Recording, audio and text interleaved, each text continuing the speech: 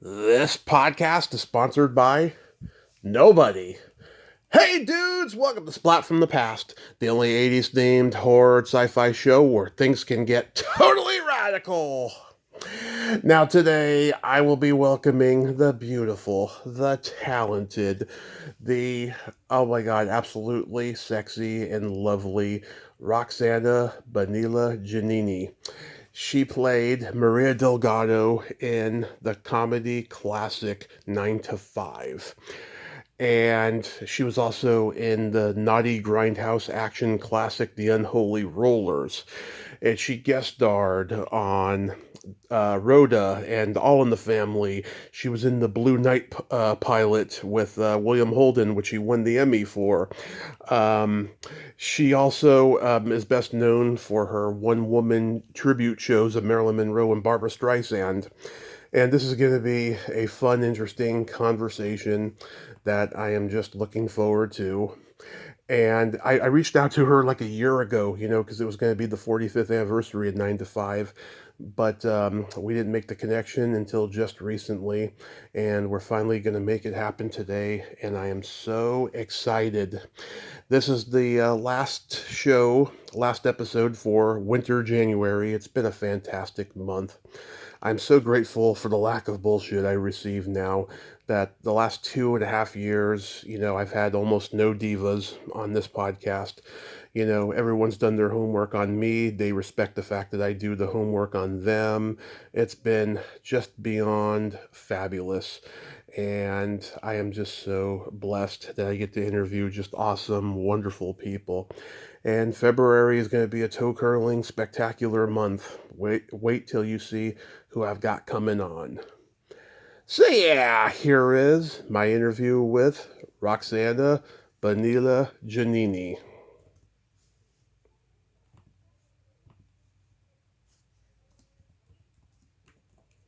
Hey Roxanna, welcome to the show. How are you today? Fine, how are you doing? I am fabulous. I cannot tell you what a great honor this is. Thank you so much for coming on today. Well, sweetie, don't worry about that. I mean, I'm just a person doing a service, a woman who does a service like everyone else. But I appreciate your kind words. Thank you, gracias. So, going back in time, did you gravitate toward acting and performing early on in your childhood? Well, from the beginning, I was 3 years old. I was already singing, trying to sing Broadway songs Uh huh. in my parents' business. And I used to do it when I went out with my mom to stores. People would go around me, and they would applaud, and I would just start, singing a song and acting. The thing is, I'm not a singer. I'm a coloratura soprano, but I have a very big range. But the difference between a singer and a performer Mm-hmm. comes is that you live the song. You are communicating with people, not just singing, because singing are notes. And when we talk in notes, go up and down. You know what I'm saying? Yeah. But there was something I always wanted to know, and I knew, and I don't think, is God gives us all different gifts and tools to Right. serve each other, to serve humanity Right. and other animals, because we're animals, and just nature as well. So I never got I have friends with big heads, that they think they're special because they are performers. But you know what? Every job is important. Every job. Yeah. People who pick up your garbage to clean your house. You know what I'm saying? Yeah. Those are jobs that are humble, and people underestimate them.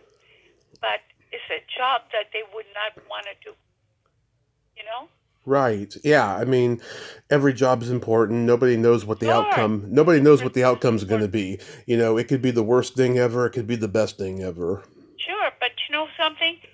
The lady who comes and cleans my home, she's my friend because she loves it so much. Yeah. Anna, and she's so good. I just let her run whatever. I say, whatever you can, And if you cannot do it, you just do it next time. Don't worry.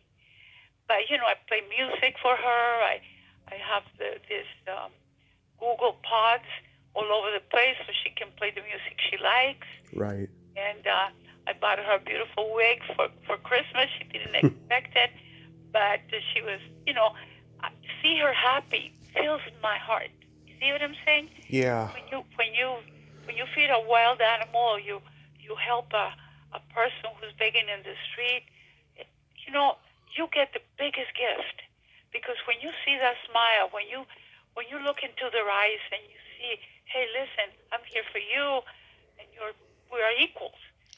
You are sick with drugs, but you are a person just like a spirit, just like I am. Right. So that fills your heart, even talking about it. Yeah. But my parents, my dad was a French Jew. He was born in Paris. Mm-hmm. My mom was an Italian Catholic, born in Naples, Italy. Mm-hmm. And I was born in Costa Rica, but I grew up mostly in Europe and France and here. But you know something? Mm-hmm. I feel I am a citizen of the world. That's what they call me in France. I'm a woman chameleon. And the thing is, we all have at least 5% African, Yeah. Even the people in Sweden. And I forgot this other place, but Iceland. They have such great stuff from Iceland. Mm-hmm. That's where they film all these futuristic movies, like in space.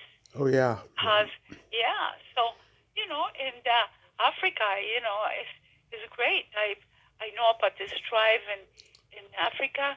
The people live, they're women, 110 years old. They're squatting, peeling a poor deer, because I love animals, Yeah. And their men, go, run after, no matter how old they are. Anyway, so that's the way I am, and that's who I am. That's beautiful. So did you do school plays and community theater and sing and all that, like, early on? Well, I started when I was about 12 and a half. Mm-hmm. And I went for an interview without my parents knowing about it. The boss went to Disney. Mm-hmm. They were auditioning for Alice in Wonderland. And I had ballet classes. I had, classical Spanish with the castanets and all that. Yeah. And so I dressed in the bathroom, and I went in with white stockings and the blue dress that I had, and a little ribbon on my hair. Mm-hmm. And I love people, and they liked me a lot. So they hired me, and I did my. We were 185 dancers, but since I am multilingual, they also, and I love people. Yeah. They wanted me to be the ambassadoress in the Southwest, and this is when, we had I think it was the writers' strike. Mm-hmm. But I started professionally, and but I did some plays, but they were not. Only was a musical that I did with some people from Spain, and it was a musical, and I performed even younger than that. I performed at UCLA for a musical that I think Nelson written. But it's the only thing I ever wanted to do: climb trees and climb telephone poles and ride horses and see wild animals. Yeah. And, tigers, lions. They feel you, and so I've never been afraid of it. I wrote, produced, co-directed, and wrote a couple of songs. A movie that I featured that is called La Negrita, because the Spaniards, when they came to Latin America, right, treated the Native Americans as if they were less than any four-legged animal. And supposedly we used to work on fours, Mm-hmm. Are you born and raised in L.A.? I was born in San Jose, Costa Rica. Uh-huh. There is no army. There's totally no bellic words are used. they don't have an army. I never saw a policeman with a gun. Wow. Little, and they always have had um, free free health, health. Healthcare? Yeah, for everybody, even for people that come and visit. Huh. And the same thing in France. I was wearing, I had some, I don't need glasses, but one time I wanted to try those color glasses and they were soft, but I could keep them for 2 weeks. And I was invited by these French musicians to go to this beautiful house. It has a lake with swans and everything. Mm-hmm. They have their own chapel also. And but they use that house only for summer. And the ceilings are very high. They had these heavy curtains on the first floor and the second floor and the third floor, just like the ones in the theater, very heavy. And I had the lenses, I say I like it because I don't have to change it. And so when I opened the curtains, I wasn't aware that dust came in my eyes. And next morning, I couldn't open my eyes. They were watering and watering. And you know what? I had to take the TGV, go to Paris. And I went to Mon Dieu, which is a hospital right in the middle of Paris. That's why I have my little apartment, tiny little thing, but with great view of the Seine. Anyway, so they took care of my eyes. They said, no, all you have, your eyes will heal. They've just been scratched with the dust and the rubbing of the lenses. And I said, how much shall I pay? He said, nothing. Isn't that amazing? Yeah. In this country, people cannot afford,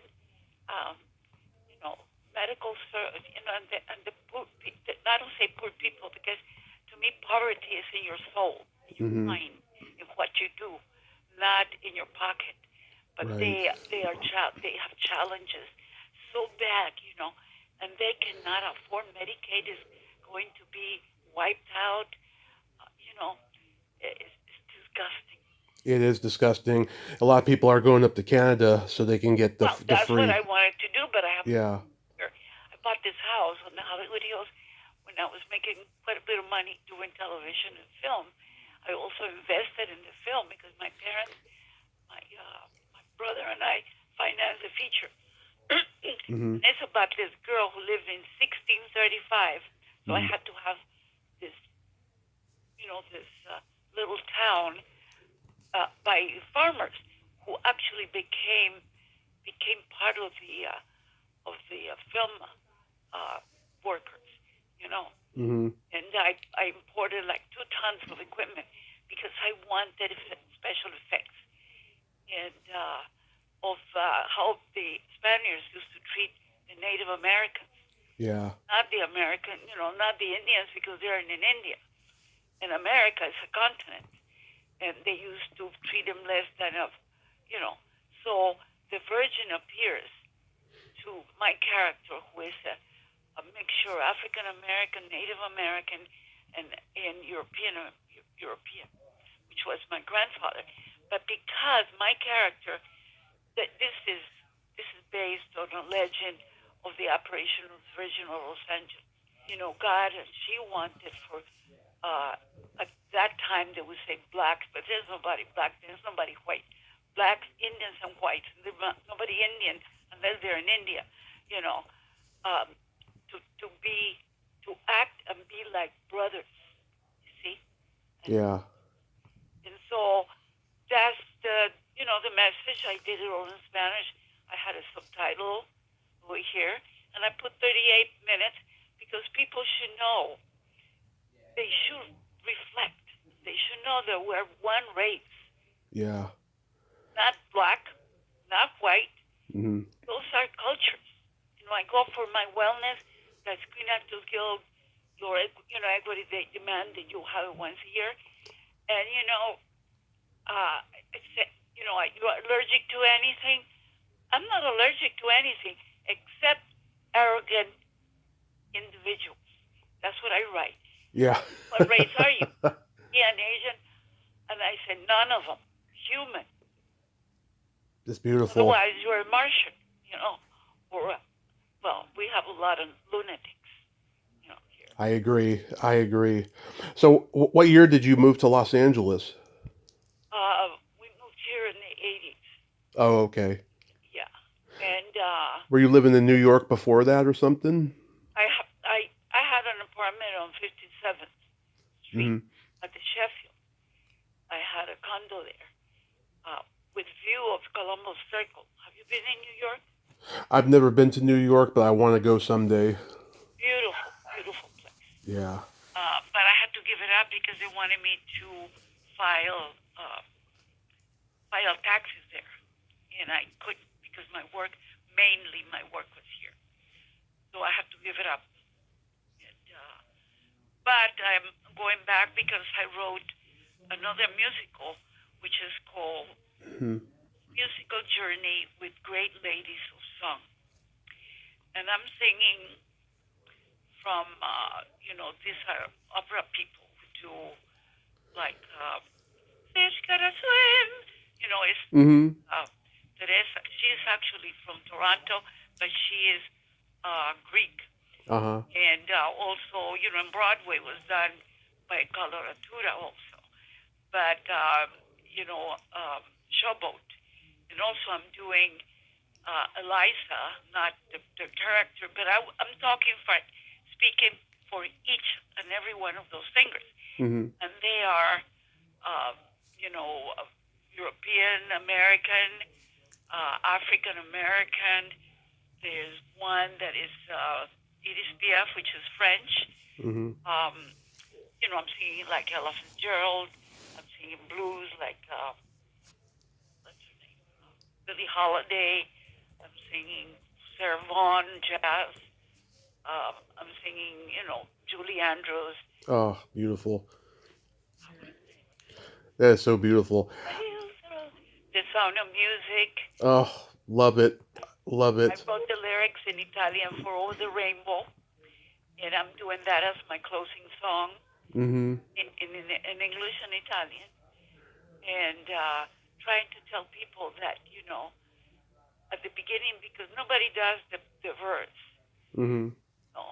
and, they said, uh, somewhere over the rainbow, Yeah. way up high, is the land that I've heard of once. Hmm. And the verse goes, when all the world is a hopeless jumble, and the raindrops tumble all around, Right. heaven opens a magic lane, and all the clouds darken Hmm. up the skyway. There is a rainbow highway waiting to be found, leading from your window pane to a place behind the sun, just a step beyond the rain. And then I'd like to dedicate this song to everyone, to my parents, our family, our friends, all of you, each and every one of you, and our Hmm. teachers who are as diverse as the colors of the rainbow. See, because we are, but we are, Hmm. I have friends that are African Americans. I kid around with them. I play around with them, with everybody because I don't see any difference, Of course. you know. Of So, course. and also to remember that if you have, people call about handicaps. They Hmm. talk about but they don't talk about the inside of you handicaps, Hmm. which is arrogance, which is anger. Well, I'm angry sometimes with injustice. It's the only thing that gets me angry.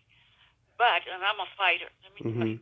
Yeah. Uh, but they don't understand that even if you're born like this Mexican lady that I read about without arms, and people, kids in school, and, they saw her like she was half a human being. She became a worldwide known promotional, speaker. Hmm. And I saw her typing on a video, typing with her toes Wow. and putting her makeup with her feet. Yeah. You see, when you have a challenge, somebody gives you a lemon, you make a lemonade. Mm-hmm. That's what I feel. And that's what I believe. Somebody's mean to you. Just think, don't let them make you feel bad, feel less. Because if they want to make you feel less than thou, it's because they're missing something inside. They have a complex that they're not unique, they are not full, they are not wholesome. Yes. They want to put somebody down so they can step on them. Right. That's what happens to this abomination that we have as president. That no matter money doesn't make you a worthy person. Mm-hmm. Fame doesn't make you one either. Right. So I like people who are real people. Yes. Who can smile at each other. And if you don't get a smile back, just giving a smile, that means you are giving something. Every time, the more you give, the richer you get. Mm-hmm. Believe me, that is. I agree. So anyway, I don't let you talk. I love bad grindhouse movies, and I'm a big fan of the Unholy Rollers. How did you get cast in that movie? Well, actually, the Unholy Rollers was my first film. I was living with my parents. Well, in Canada, I didn't want to say, but I came here, and they wouldn't see me because I was too young. But I went an audition, and so what they did not let me see the full movie. Mm-hmm. They didn't let me see the movie actually until my husband found, But I'd done other films. Yeah. I'd done films for television. I did another film called. Anyway, I finished with this one. Mm-hmm. So I couldn't see it because there was a nudity. Can you imagine that? Yeah. I come from Europeans. The human body is not dirty. Mm-hmm. In Iceland, Yeah. they don't use Clorox also in their pools. So if you want to go swimming in a pool, you have to take a shower with everybody else naked, even if you're 100 years old or 2 years old. Wow. You're a woman or a man. They don't see it as dirty. Then they get in the pool. They have all this natural resources in the water instead of Clorox for false, what do you call, pure of soul. Yeah. We're born naked. We don't have shoes. We don't have anything when we're born. Of course. And if we are cremated, we don't have any clothes either. Right. And if when you die, you're naked. Yeah. Well, I wrote a play. I was in Paris, and they asked me to do 2 songs as Marilyn Monroe across the street from the opera, Yeah. Then I started doing a lot of research on her. I went to have a radio interview with Jean-Yves for Radio France, and I asked him if he had any music by, with Marilyn singing. And he made me a CD, and he also made me a CD with Brigitte Bardot because they think I look like Brigitte Bardot, So I listened to her. She could interpret the song. It wasn't just singing. Just one song that I heard that, I'm through with love, that she doesn't interpret the song. So what I did is I came home, I read a book, 700 pages. I saw every interview she ever had. I found her birth certificate. I found out information about her mother, her background. They're all wrong. First of all, she never talked like a sexy person. I am so sorry. That's something they put on her. She was actually shy. She would say, like, I'm sorry if I'm late. Sort of shy. Yeah. She never was vulgar, but women were envious because she was so beautiful. Beautiful inside and out. she didn't have any, um, what do you call when you think that people that are Asian or Hispanic or African, they're less, no prejudice in her. Mm-hmm. And in fact, you know what? In 1955, because I read her whole life, she, African Americans, I don't know if you know about Ella Fitzgerald. She's one of the best singers in the world. She's African American. And she was born in Harlem. And her mother died when she was 13. When she was 14, she left because her stepfather wanted to Yeah. rape her. Oh. So she earned her living for 2 years on the streets of Harlem, singing and dancing. That's the way she fed herself. Mm-hmm. She went to the Apollo, and anyway, I'm talking about each of these people, Yeah. what they went through before I sing their song. Right. See, I'm not singing. I am exposing for people to know better what these women were like, Right. what they really were, because they don't put that in publicity. They don't. You know what happened in 1955? Ella could not sing in the Mogambo Club in West Hollywood here, Yeah. because she had dark skin. Right. And Marilyn admired her. You know what she did? She called the owner of the Mogambo Club, which was a very exclusive place. She says, if you hire her, I promise you I'll take a table every night Ella is performing, Ella Fitzgerald. And the press will go wild. Mm-hmm. After she did the 7-Year Itch, she was very popular. Love it. Guess what? Mm-hmm. Ella Fitzgerald was able to perform there. See, people don't talk about those things. Right. So I'm talking about that. I'm talking about Marilyn, the kind of person she was. Yeah. Or I'm going to include her. So there are 14 singers I'm doing. 14. From opera to musical comedy to jazz to country. I love country. In fact, Dolly Parton, while I was doing the movie, she liked me. She said, Roxanna, you should call my manager. And I was stupid because I had a boyfriend. Anyway, and she said, you call him up, and because I think country people will love you. Mm-hmm. And guess what? I talked to my boyfriend, and he said, no, wait until you have a song that you can do, a new song.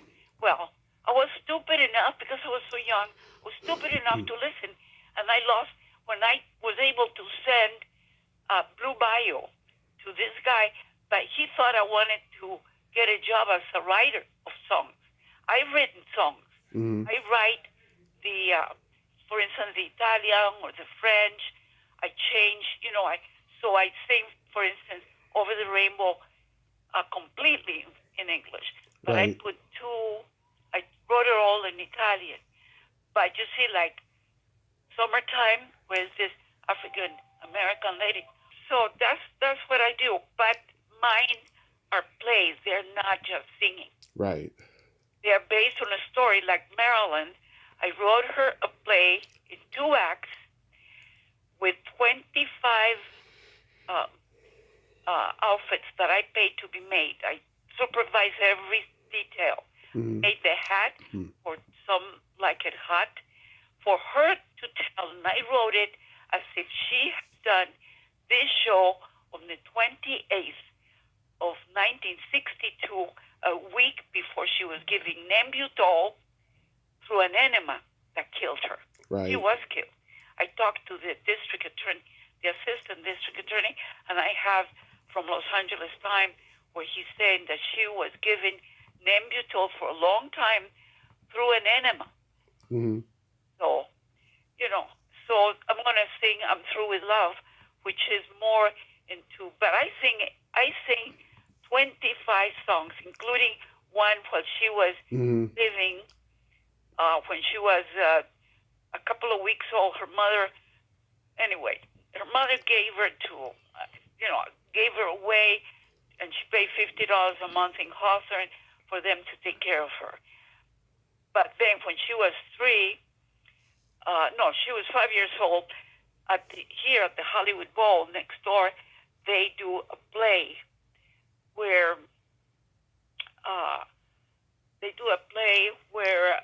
they have foster children forming a cross with black robes, and then at 5:00 in the morning they drop the robes. They have white tunics, which is symbolizing the birth of Jesus.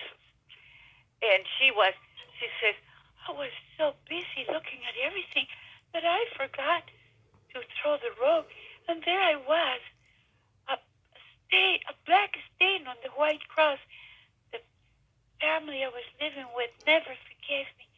They sent me to live with a lady with red hair, a woman I hardly knew. Can you imagine? Mm-hmm. Yeah. She was told when she was a little girl that she was going to go to hell if she went to see a movie. No, let me tell you. So I gave her her voice. It's a play, 157 slides, including her birth certificate, which was Mortis. The second husband, Gladys, married. First one was Baker. She divorced. Then she married Mortis. Then she divorced. And then she had an affair with this guy while she was working. I have pictures of her editing film at an RKO. I did a research for a year. Mm-hmm.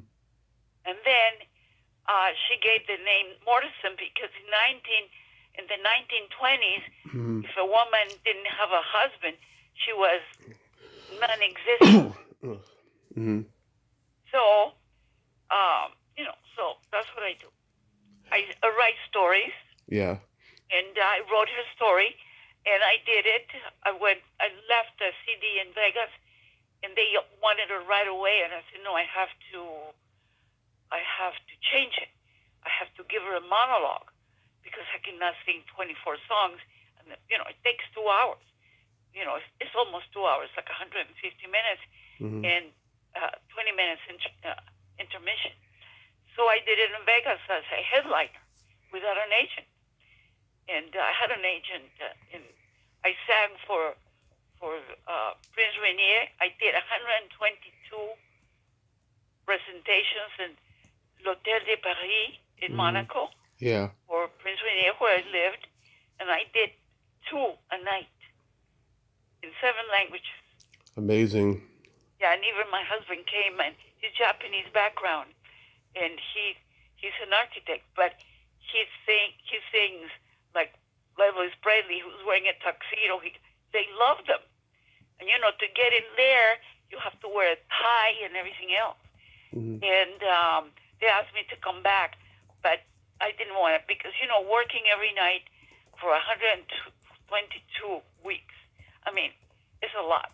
And then I couldn't see anything, but some of the guests that started coming from, instead of just tourists, I can tell you, there was a lady from Italy who I have a lynx coat, but I don't buy fur coats anymore. I bought it when I was about 17. You know what? This lady came in with a coat that cost, at that time, this is about, 15 years ago? Yeah. About $130,000. A Russian link. And she was sitting all the way with a bad face of her husband next to her. Then, after she heard me sing, she came to the front, and I was sing. She was, but can you imagine $120-some thousand for a coat? Wow, that's a lot. Yeah, well, a lot of people could eat with that. Anyway. Yeah. So, I tell you how I got this role. Okay. I wrote I always been a writer since I was a little girl. I never been trained to be a writer, but I wrote, it's called The Bitter Earth. I want to see, I was offered to produce it, but I did not like the producer that was at Columbia Picture. Also, I know the Vatos-Time, which is a comedy. Right. And right. Everything is ethnic or multi. Racial. They're bad guys in both sides, Yeah. But the Bitter Earth was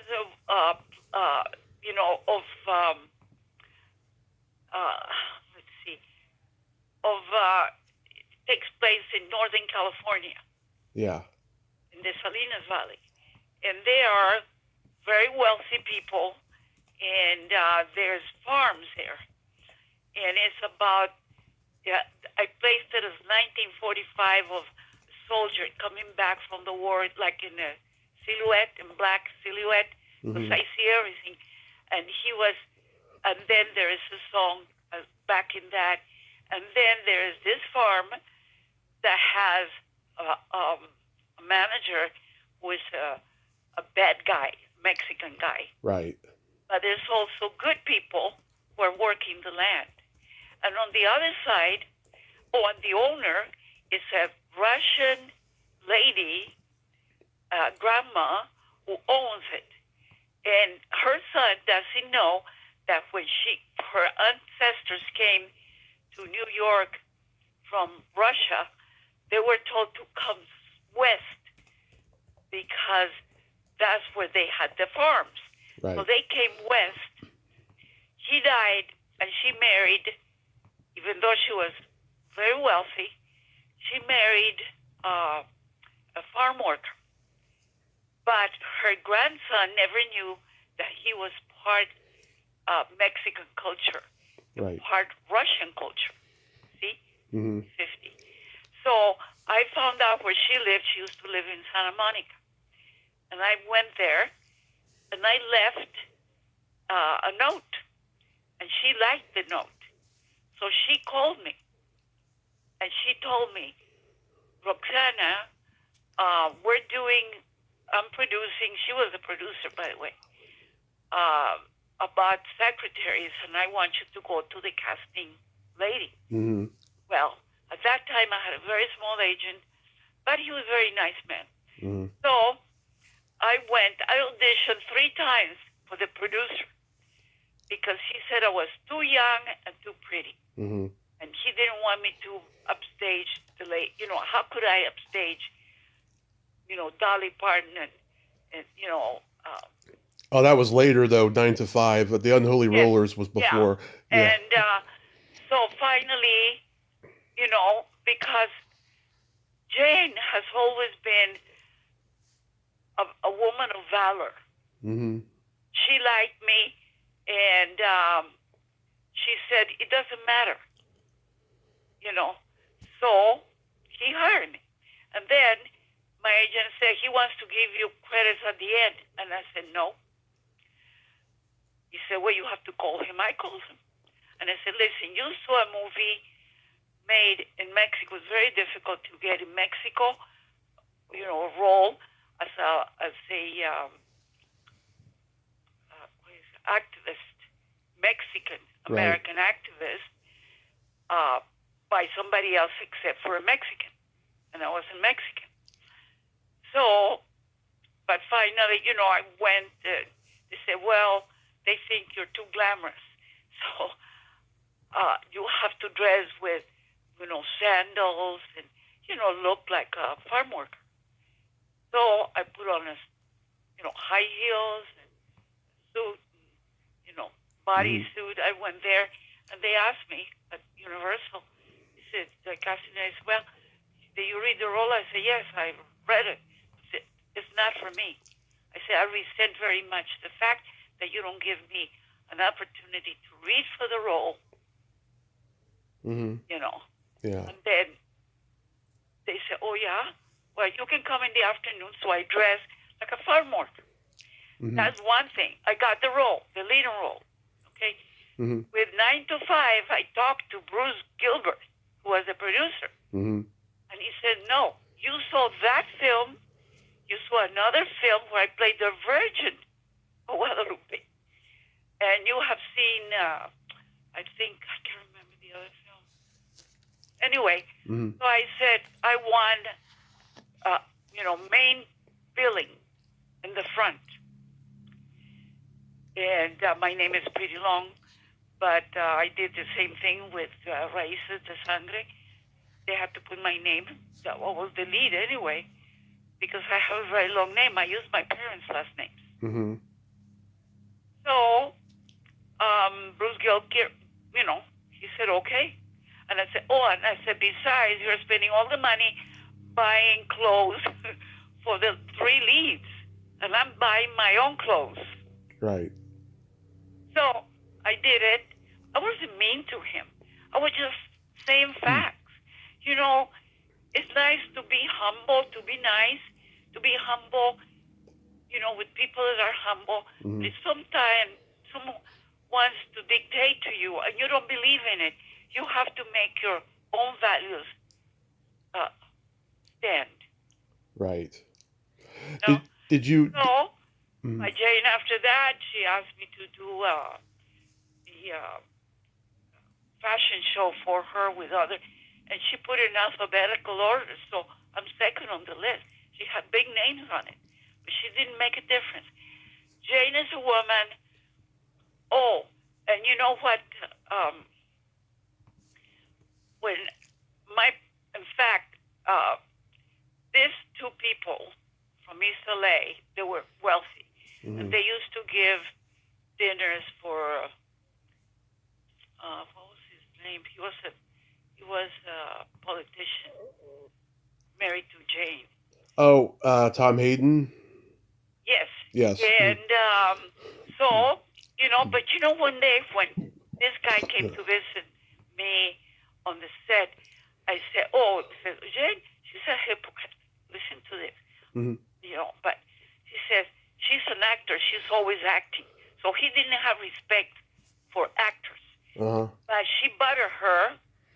Jane never knew this. I never told her that. And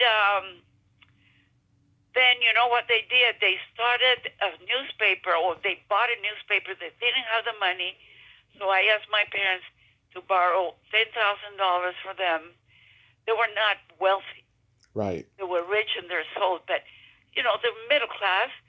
And that was my dad's savings. I had no idea. He gave me all his savings to help him start as limited partners, to help him start the newspaper. And my boyfriend also did the same thing. But he was making, men work a lot more than women in film and television. Mm-hmm. American, not in Mexican or other places. But you know that. All you see is guys, Mm-hmm. Now they're putting a little woman here and there and sometimes token. But anyway, then I found out they were going broke. The lady had a girlfriend instead of a boyfriend, but that's her business. That's her life. Mm-hmm. She took over the paper, and the husband gave my friend his $10,000, but they gave me a bad check. Mm-hmm. My dad went downtown 3 times, and he bounced. Wow. And then they wanted to go to Costa Rica because it's very peaceful there. To live for a couple of days. They built a house there, and they were going there. And these people, they laugh. I didn't talk to Dolores, but I talked to her partner, her mate. Mm-hmm. And she said, "Oh, we bounce checks all the time." So I called the people who give you the license to create a what do you call that? Because I used to have one. Well, it's a legal thing where you are the general partner and responsible. Oh, the power of attorney. Yeah. Well, no, it's called something else, but I forgot. I still have the book. Okay. Anyway, so they said, well, she doesn't, because we never got the shares. Mm-hmm. So I talked to them, and he said, well, she put herself as limited partners and put her investors as general partners. Right. That means that if somebody sue the paper. All the people who gave her money to start that business will get sued. So I said, what do I do? He said, go to the police. I went to the police, and they told me, you have to go to the Banco Square. Right. What? This is something I never knew. I Wow. went to the Banco Squad, and I told them, and I showed them what it was. She didn't have the right. She never gave us, but we trusted them because they were older people. My boyfriend knew them. Anyway, even though he talked bad about actors, but that's his Yeah. his opinion. So they send them a notice that they have to bring a check to their office. These people, these ladies, laugh at us. He says, "Well, what do we care?" But they forgot this was not a collections agency; it was the government. So they came and they had to bring the check and tore the other check that they have given me, the third check. I think I have a copy. And you know what? I don't know what they told Jane, but Jane was my friend. She stopped talking to me because they probably filled her head with all kinds of things. And when I got the award for the Mexican movie at the Hilton in Beverly Hills for Best Actress, Mm-hmm. She talked to me and we shook hands, but her arm was stiff. See what I'm saying? Like, don't get close to me, Yeah. And I understood that she probably, but you know what? I never told her that.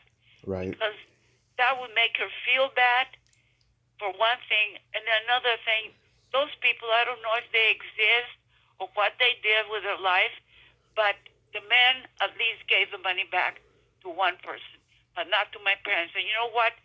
My parents are first. I was offered in France for 2025. It's going to be a international press to come, and they wanted to celebrate with my show, Marilyn Monroe.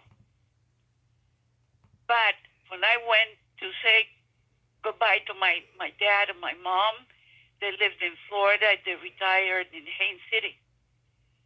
I found out that my dad my dad and my mom had made a will, because this guy this was a community, gated community to everybody, that they were going to be doing that. My father, because he was so honest, he was so trusting, never took a penny from anybody.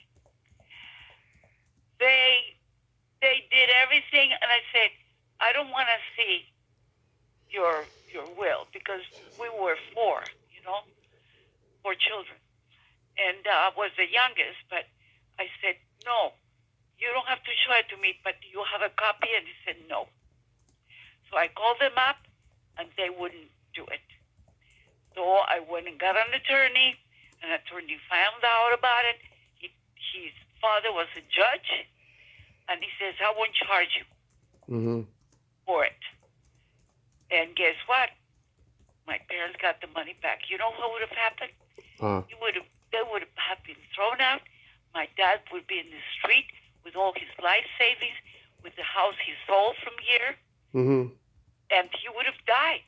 So guess what? I said, no, I'm not coming, because I got to stay with my mom and dad and take care of it.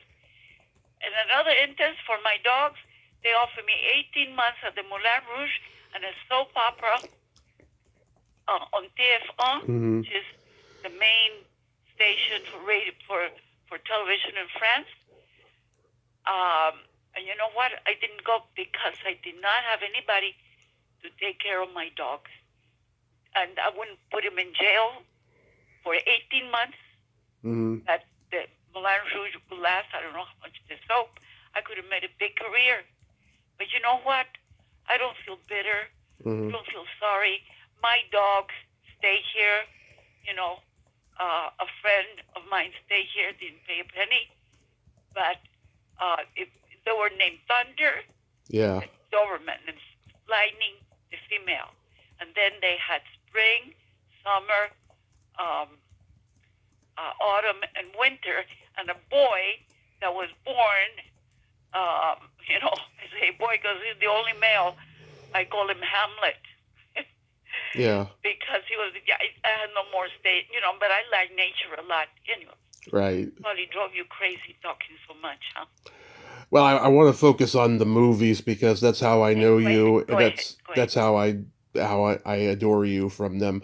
Yeah, I mean, 9 to 5. It's one of those movies that I can just watch over and over again. Have since I was a kid. My mom loves that movie. It's one of her favorite comedies ever, and I think you're so great in it as Maria. I get really sad though when she's fired in the movie.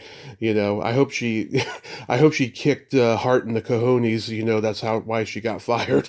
But Yeah. it's great. I mean, did you know at the time that it was going to be a big hit? No, I had No. no idea. I never, I did yeah, I didn't know. But you know what? I love my work. And the thing is, Yeah. I am a crying baby since I was a little girl. So I feel the pain of somebody. I see a dog or an animal suffering. I see a person who lost a baby. Those little 1 minute. Yeah. I see it when they're hungry. You see these little dogs that they look like a skeleton. I cry. I can't help it. And so when I work, I feel my. I did another film which was. I did another film called Shark's Treasure. No, Shark's Scale. I did 2 shark movies. Shark, and I cried because when my is it my yeah when my friend is in the hospital because a shark bit his leg. Mm-hmm. Oh, God. I was really crying for it. God. In fact, I have it in my website because I couldn't help it. And then I said, "Oh, Roxanna, don't do that because you made me cry." That's what Dolly told me. Mm-hmm. But I feel everything I do, just the way I talk to you. That's the way I'm every day. Yeah. I cry in front of people. I laugh. I get angry in front of people. It's like one thing is funny about Klein. Patsy Cline. Mm-hmm. This song Love "Crazy" her. is a mixture of jazz, bop, and country. But one thing she says that I'm putting there, and I laugh every time I do it. She said she always got her money up front. She said, "No dough, no show." Yeah, that's an old saying. You see, people don't know that. But it's great. She died. She was only 36 years old. No, 31 years old, I think. Can you imagine that? Yeah. So, isn't it funny? Love it. That's hilarious. No dough, no show. Yeah. She was the first woman to wear pants on the Grand Ole Opry. Yeah. And she paved the job, for future country people who I love. You know what? I love Blue Bayou. I'm going back someday. I mean, I love music, like Me I love too. it. Me I love too. people first. Well, I love God. I feel God is in all of us. I would love for you to see. Maybe I could. Well, it's in my website, but I'd love to send it to you through email. I would love it. Yeah. It's called. It's in my website, but it's not a video. I made a video of it for a show I did the day I had a bad accident. I don't take pills for sleeping. I don't take pills for pain, and I had to wear a orthopedic vest because I always dance when I sing. I make people laugh. I lie to them, and right away they find out I was lying, and they laugh. Mm-hmm. No, I won't tell you because you probably see it. It's funny. It's in my. I don't think it's in my website. I can send it to you. Oh, yeah. I'd love to see it. Nostalgie growing up with the movies, and I talk about my parents' bakery, where I was born. But of course, it's not all there because they're excerpts. But you see me dancing, with castanets and Right. and doing a duo with somebody you don't even suspect it. So I told him he came from France. I said women in Paris went bananas over him. Ladies, hold on to your seats. When you see this guy, you're gonna go ape. Believe me. Then I go and I say, Jacques, c'est ton tour. Réveille-toi. It's me. If I make a mistake, I said, I think I made a mistake. I'll do it again when I'm dancing because I dance too. Yeah. So people laugh a lot. I like to make people laugh. I like to make people come. Like Marilyn, if people don't come to dance with Marilyn, I go get him, grab him, and bring him up. Yeah. So anyway, all three ladies were great. I don't know. Tomlin is a woman of valor. Yes. She, she didn't say hello to me until she saw my work. Okay. And Dolly says, you made me cry, Yeah. But the thing is that I am me. I'm barefooted. I go bring the big cans because I like it. I live in a hill. Mm-hmm. Then I have to go up the hill, to the street, and then grab those big trash cans because I just like to use my body. I like to squat. I like to lift weights, to do belly dancing, just to be alive. To enjoy being alive. Just do anything you want, anything you dream of. Don't let anybody tell you. I tell that what it meant for me to be my own independent producer. Mm-hmm. And you click on the picture. If you go, say what? Doesn't matter what people tell you, because they don't know who you are. And if you can dream it, if you can think it, you do it, regardless if you went to school for it or not. I never took a writing course except in school, so I like metaphor a lot, But they used to read my little compositions when I was in elementary school, and But the thing is, it's not important. It's what's in your soul. What do you want to say? Right. If you want to write. If you want to sing, go ahead and do it. Sing is a state of mind, not of talent. I don't know if you. I don't know. God gives it to you, but when we speak in notes, don't we? We do. Right. So don't let anybody tell you. Don't let anybody limit you. And that's what I said when I said, don't let anybody do that. Because this is a crime, It is. It's a crime to stop somebody from being whom they are. So. I don't know if you know this. There was a documentary made about Colin Higgins recently. I haven't seen it yet, but I think he was a genius screenwriter and filmmaker. What was he like to work with? No, what was his... What? Oh, you mean in... 9 to 5, Colin Higgins. Oh, Colin Higgins. Actually, it wasn't him who wrote it. It was a woman. Okay. Well, he directed it, but what was he like to work with? Well, he was a little dry because, he said that I was stupid. In fact, when I wore that white blouse, I had a different blouse. I bought them all. Yeah. But he said, no, she looks too pretty. Have her change. I was wearing something else, so he had me change. I don't care about that. I'm not saying he's a bad guy, but the lady who wrote it, he got credit because he directed it as a writer. Right. He didn't write it. It was a woman who wrote it. I believe you, because a woman definitely wrote that movie.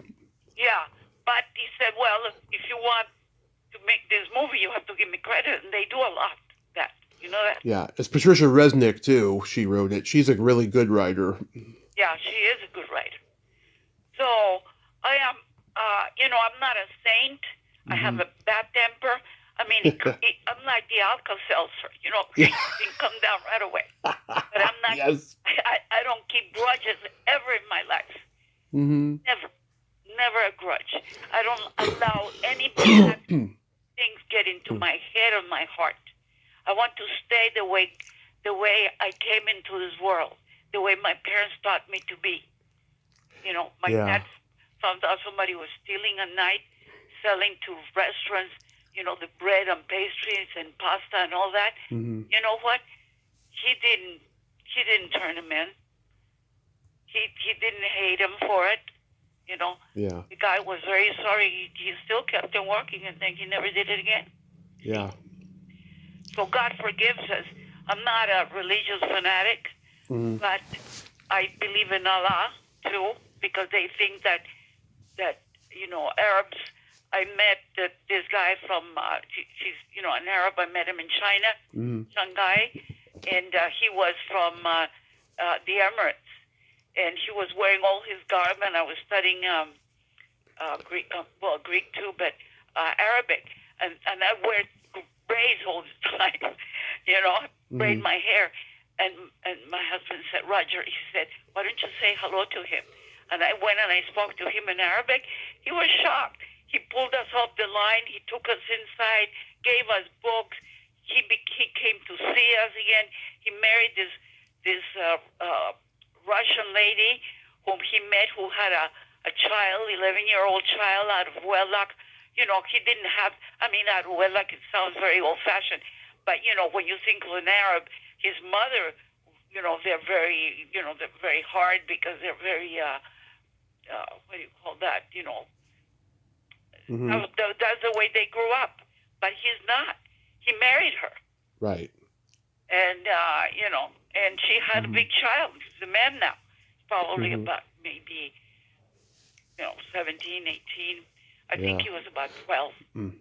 So anyway, Tommy, if you ever want me to call your mom and talk to her, I'd be happy to do it. I am in the midst of, if she wants to. I'm in the midst of doing this show and getting all the music and getting my place in New York to go do it. Not the place to sing it, but for it to stay, because I want to be there for between 3 and 6 months. You worked with William Holden in The Blue Knight. Oh yeah. What was he like to work with? He was absolutely a peach. You know that he was. That was another movie. I think it was. It was my very first job after the Unholy Rollers. Unholy Rollers. Yeah. And you know what? I would come and give him a kiss. Yeah. And he would forget his life. Finally. I would too. Director. Yeah. Finally, I gave him like 4 or 5 kisses. Oh, and I wore my own clothes. They wanted me to wear this shiny stuff. Yeah. Because I was playing at a Latin role. And I said, no. That's what the ladies of the night wear in the street to be seen. I said, I'm not going to wear that. I bought my own clothes, that little sweater, and my pants were mine. I would come and not give me a kiss, because I kiss everybody. Even my dogs I kissed, Yeah. And then, in fact, my dog wouldn't eat unless I gave him with the food in there. He would look at me. I had to kiss him first on the cheek before he ate. But you know what? It says, hey, Dick, it's your, Bob, I think you call it, it's your turn. Yeah. So he reacted. Then you know what? He sent me a big bouquet of flowers with an apology. You believe that? Yeah. He got 3 Oscars, I think. He got 1 Oscar and he got an Emmy for this. Yeah, well, can you imagine? But that's the way it was, I did another movie called The Flight of 401, or can't remember. Yeah. In Florida. And I refused to wear they wanted me to wear these things, like the folklore Mexican, with little ruffles on the shoulders. I said, you even go to Tijuana, you don't see anybody wearing that. That's for dancing. Yeah. So I let them know. I called Barry Shear, was the director. I said, I'm not wearing that. I'm wearing my own clothes. And so that's the way I work. Some people like it, some people don't. Good for you. That's what integrity is. Yeah, and you know what? Give respect. You're not just any job. If somebody's cleaning the streets and I go say, well, you're not doing that, it's none of my business. Yeah. They might say, hey, you missed that one. Do you mind if I tell you nicely, but not command somebody? They're not working for me. And even if I just do it so they don't get in trouble. But I watch out for people all the time. And I'm not a saint, believe me. I have an when something is wrong. Mm-hmm. In fact, I was doing another movie that I told you that I saw this. I had a linen white. It's the one I wrote, produced, directed, starred, sang in it, wrote a song, was the production manager on it, everything.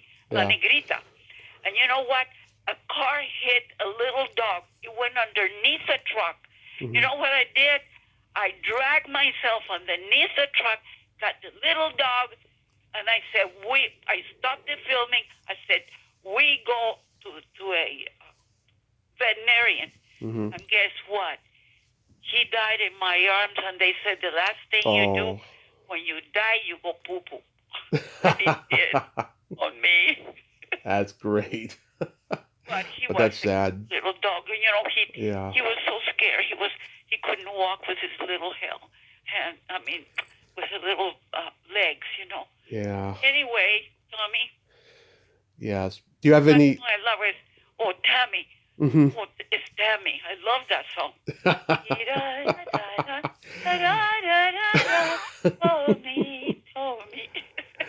Do you have any quick stories about All in the Family or Rhoda being on those sets? Yes, in fact, Rhoda, when I did the show, she said to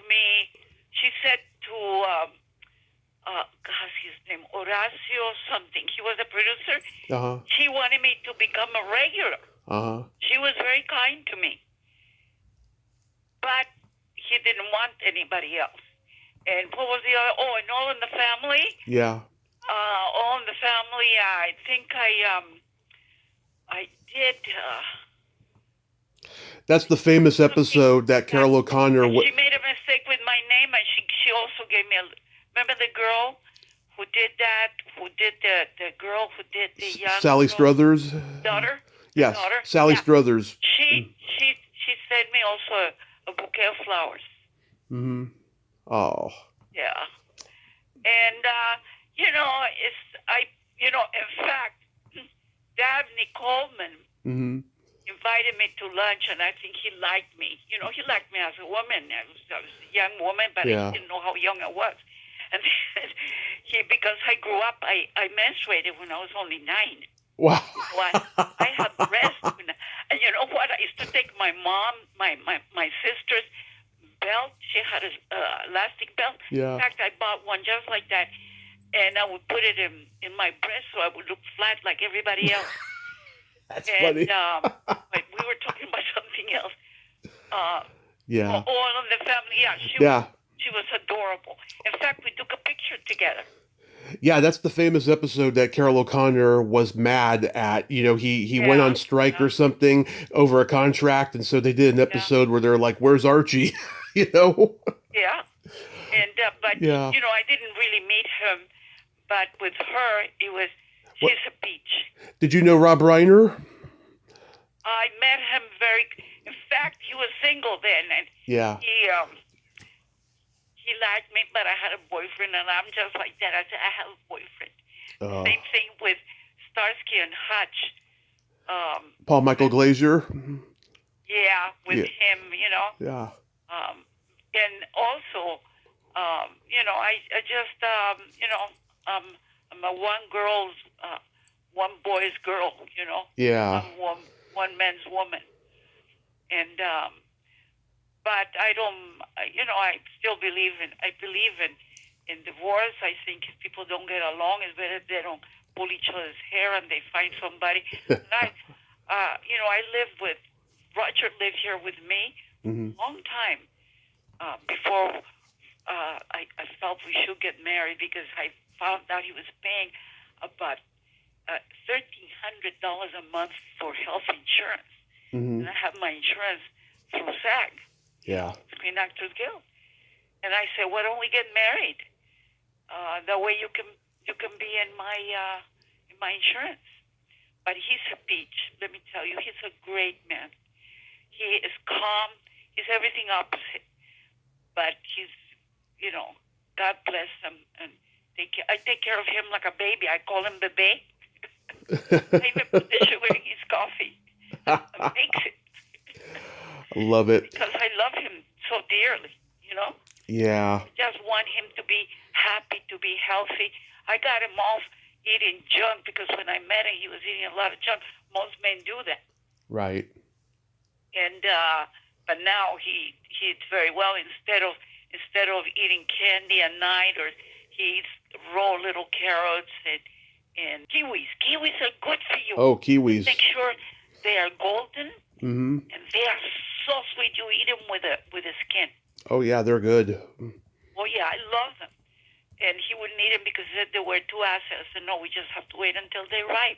But he gets apple, he gets raw. So I keep him entertained all night long. Mm-hmm. I make a shake for him and for myself with seeds, hemp seeds, which are very good for you. Look it up. Hemp seed for you, powder, organic, flax seeds. Right. It's very good for you, So you do that, and K2 milk. You drink K2 milk. I drink regular milk. Well, no, it's regular milk, but K2 is better. Okay. Just look it up. I'll try K2 it. is called A as an alpha 2. Mm-hmm. Okay. And it is. This is, compare it with the regular milk. I drink full fat. Fat is not bad for you. Starches are. Oh, of course. Those are the worst. Yeah. So to wrap this up, I wanted to ask you, you have done these tribute shows for Marilyn Monroe and Barbra Streisand and stuff. Like, what sparked that? Barbara? Yeah, to do like Marilyn and Barbra Streisand tribute shows. Well, I wrote this tribute to her. Mm-hmm. It's not a tribute. But I'm telling you, Barbara is a woman of valor. She's a woman who is very gifted. Uh-huh. She fights for human rights. Right. In fact, I have an introduction for the song. I'm singing A Piece of Sky. Do you like that song? That's a good song, yeah. I like A Piece of Sky, and I like Papa, Can You Hear Me? Mm-hmm. Since I lost my parents, I say, Papa, Mama, can you hear me? Doris Day, I love Doris Day. Doris Day's great, yeah. It's actually Sarah, because the music is Italian. In English would be Será, but in Italian it's Sarah. Yeah. About Sarah Vaughan, let's see, Barbra Streisand. As most of the world know, who Barbara is from Brooklyn, a trailblazer gifted with great talent for writing, producing, acting, and singing, insatiable advocate for human rights, searcher for the right answers, and an ultimate perfectionist in her work, as well as an inspiration to many of us, not only as an artist, activist, and creator, but as a woman of integrity and valor. That's my introduction to Piece of Sky. Interesting. What are your favorite Marilyn movies? Well, I haven't seen all her movies.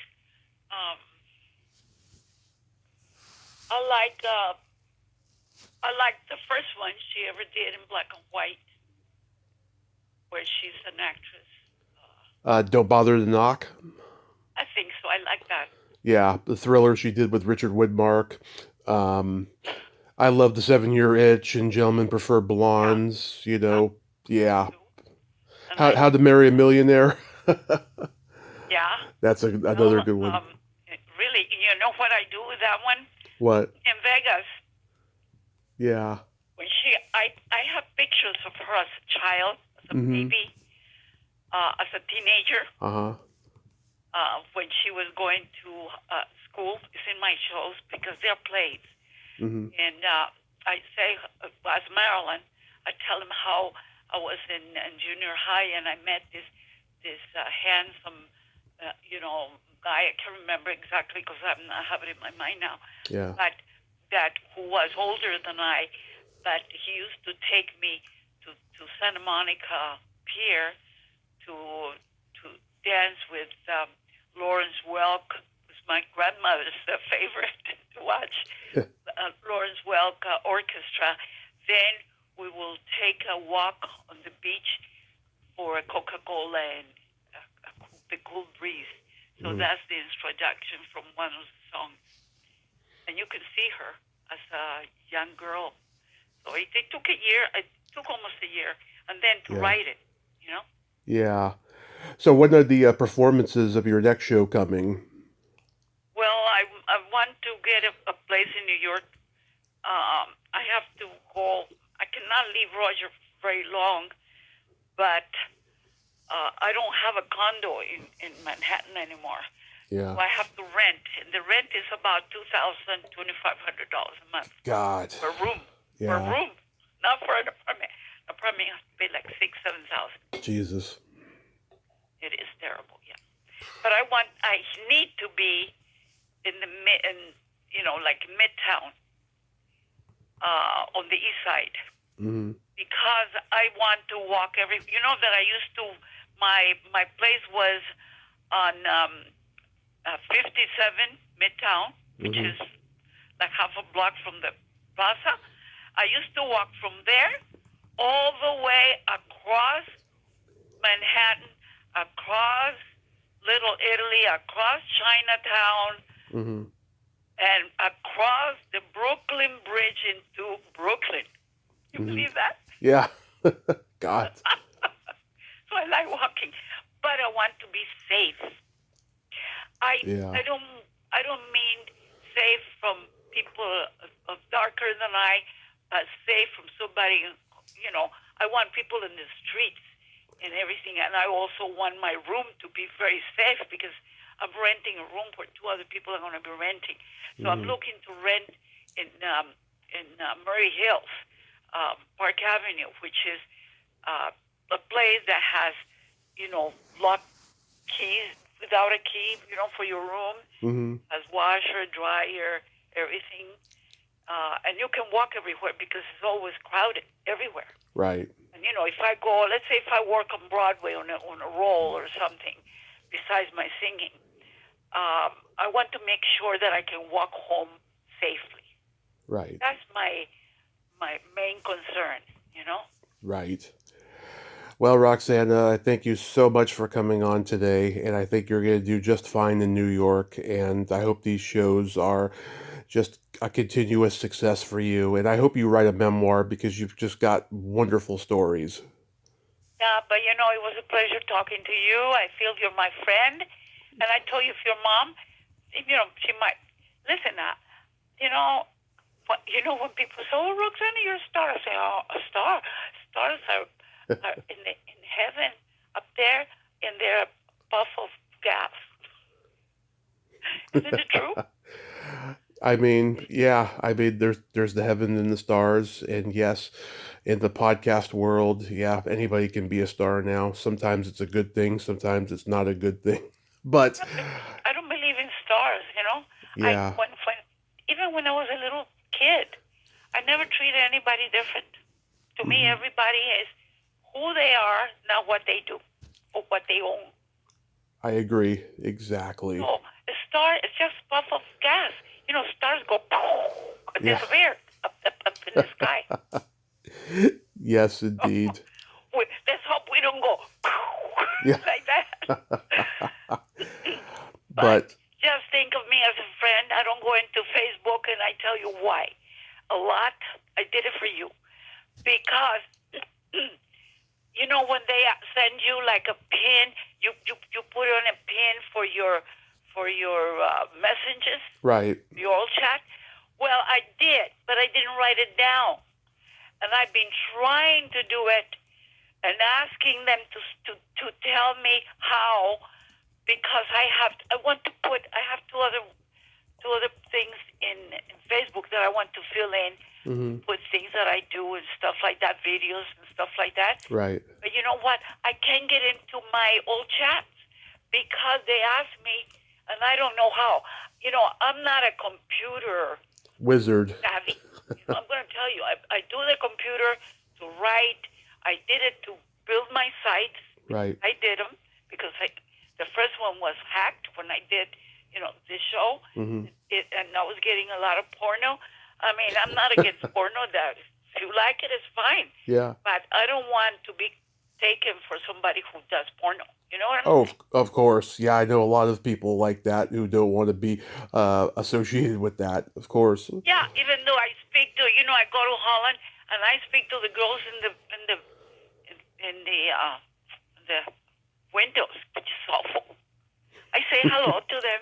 I go to Pigalle, I talk to the girls that are on the street, and I said, who am I to criticize her, to put her down? I don't live in her shoes. I don't live her life. Right. She might be a slave.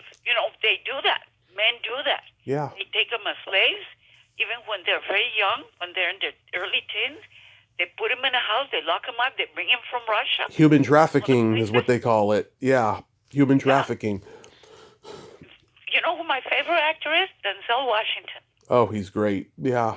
He's the best. He did one about this girl who's working. She's in a coffee shop at night, and he met this girl. We said, "Can I sit with you?" And she sat there. She was working as a lady of the night for Russians, and they beat her up and they kill you if you don't do what they do, what they want you to do. Yeah. And that's one of the movies that I like a lot, because you see this poor girl. She is in her teens, and she has to be a prostitute. You know how hard it is for any human being to allow somebody else that you don't want to go into your own body? Yeah, it's awful. You feel bad when they go into your house without permission or into your car. Can you imagine into your own body? What being a woman is a dangerous thing. It's a hard thing to be. It's very dangerous. Very dangerous. Why put down anybody in the street that's living a hard life? Piaf didn't earn her living, but she grew up there. It's Piaf. Yeah. Yeah. Yeah. And but she, in fact, I wrote another play, which is called. Well, I'm writing it. It's all in French. It's called Piaf. It's La Tour Eiffel. The Eiffel Tower. Mm-hmm. The one corner is Piaf. Paris on top, and Pigalle on the right. She sings a song. It's called Marie Trottoir. It means Mary of the sidewalks. So, actors, we should be very human to be able to portray other people. Yes. To understand.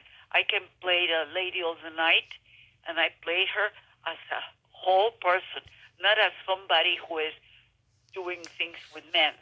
Mm-hmm. She is a whole person who might have a child, who might have a sister, who might have a mother or father sick. I tell people, if Roger got sick and I had no money to pay for an operation, the doctor said, okay, I'll pay for the hospital. I pay. If you go to sleep with me, I'll go to sleep with him. And I'm not embarrassed to say that. Mm-hmm. For him, I'll do it. You see what I'm saying? Exactly. Who am I to judge anybody? We're not here to judge. We're here to grow, to learn, to serve with whatever we can, and to appreciate and be grateful for everything good that we get in our lives. And sometimes bad things that come into your life help you to become more human and less angry. You know what I'm saying? Exactly. And I've certainly been on that journey, and I'm enjoying all the blessings that I've gotten since all the awful things I experienced in my life. And once again, Roxanna, thank you so much for coming on today. And I have to tell you this, that your picture, I could feel the kind of person you are. Thank you. Yeah, it comes through your eyes and your cute smile. Anyway, you say hi to your mom. Tell her I sent her a big virtual hug from another woman. I sure will. And one to you also from a friend. Thank you. And you be safe out there. You too. You take care of yourself. God bless you. God bless you. Bye-bye. Bye-bye. Well, there you have it. Roxanna Bonilla-Giannini. Oh my God. She exceeded my expectations. She is so passionate about life and social causes. And yeah, I would have loved to have talked more about her career, but I just loved hearing her talk. I mean, she is just amazing, beyond amazing and stuff. I mean, she is just a wonderful, wonderful lady. And God, maybe one of these days I'll make it out to one of her performances, whether it's in Los Angeles or wherever in California. I mean, she's amazing, just amazing. And 9 to 5 is a great comedy movie that holds up. And even though she's a tiny part of it, she's still a part of it nevertheless, and she's fantastic in it. Well, until next time, this is Tommy Throwback Kovac saying there's no shame in living in the past because the present sucks. Later, dudes!